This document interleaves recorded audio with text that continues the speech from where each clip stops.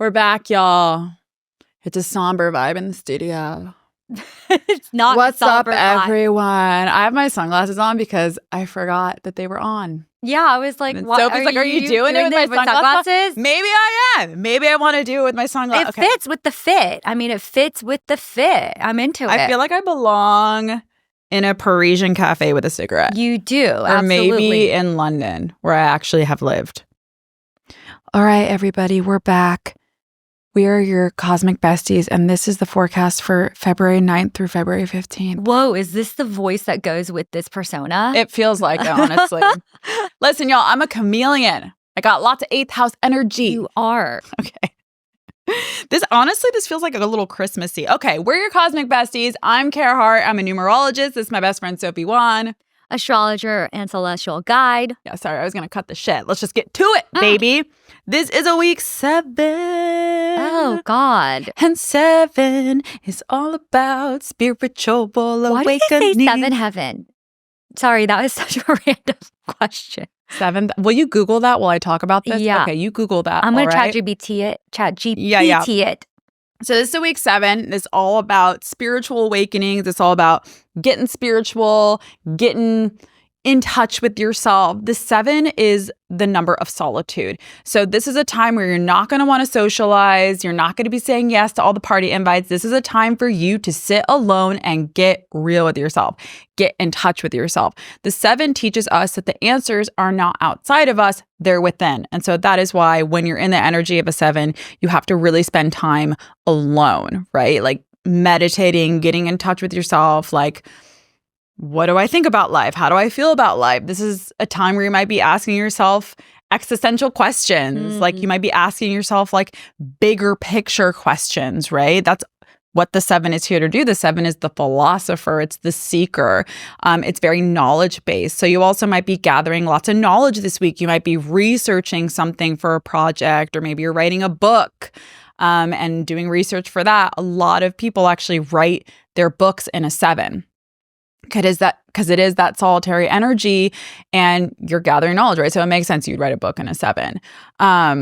So yeah, this is a time to get more in touch with your sense of spirituality. So I suggest doing things like Reiki, forest bathing, sitting in nature, reading spiritual books. Untethered Soul, I cannot recommend enough. Maybe even You Are Cosmic Code, Essential Numerology by yours truly. Not even maybe, absolutely. Yeah, absolutely.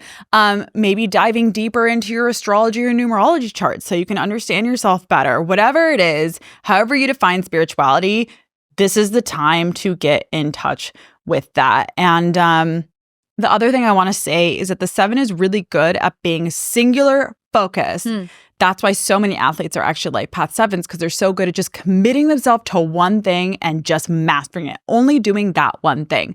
So you may find that this week you are very focused, like a dog with a bone, about one thing. Like this one thing I got to do, I got to focus on, I got to get this done. That energy might be carrying you through the week. And yeah, don't beat yourself up if you don't want to see anyone. You're not supposed to. You're supposed to just chill on your own. And don't get too in your head, because the 7 oftentimes kind of loses itself in the questions, right? It's like you can't see the forest through the trees. So go easy on yourself. Do spiritual practices that you find supportive, even if it's journaling 10 minutes a day. I know that's what Einstein used to do. He would journal for just 10 minutes every morning.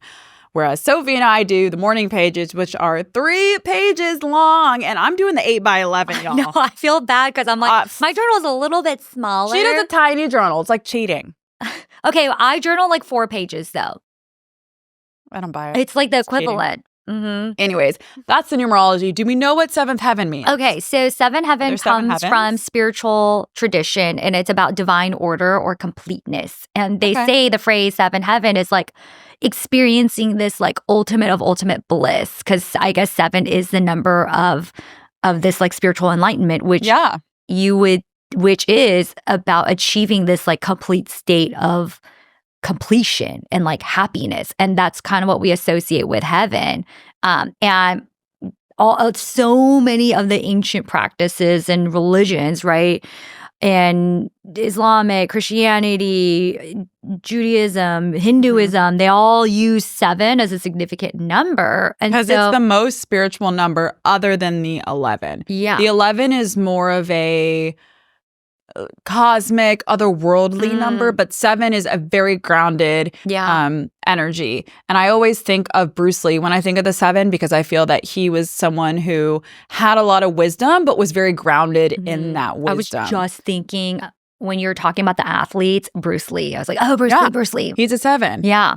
Also, you know what else is something I didn't say about the 7? The 7 is incredibly private. So the 7 wants to be known for their work, but they don't want their personal lives known. Yeah. And really good examples of this are Leonardo DiCaprio and Dave Chappelle. Both life path 7s, both incredibly successful, and yet we don't really know anything about their personal lives. Like Dave Chappelle disappeared for like years. Oh, yeah. And people still don't know where he went. That's insane. He had like a #1 show and just like fucked off.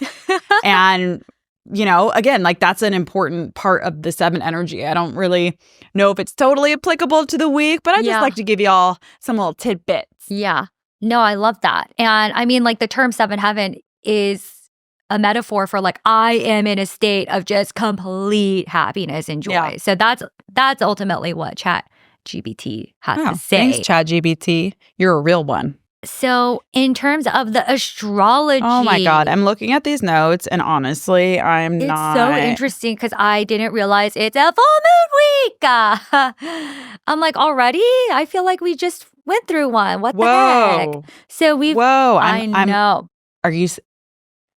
I see Ashleisha I knew you were going to say Ashleisha because the lunar mansion that this full moon is in Ashleisha. But that's my girl. It's a full moon week. It will get emotional, as full moon weeks always do. You will be having crazy dreams. You will be having lots of thoughts coming through. That deep introspection is going to be coming through. I mean, with the 7, right? We start the week off, though, coming off of this like Sun conjunct Mercury, which Sun is your ego identity, Mercury is communication. We're starting the week off where those 2 planets get together. So you will be having news coming to your way. You will be having important conversations, right? That will kick you off into essentially this full moon on Wednesday. Also, kicking off, she doesn't mean it in the sense of like fighting. Yeah. Yeah. I mean like kicking off as in like starting. Exactly. Thank you.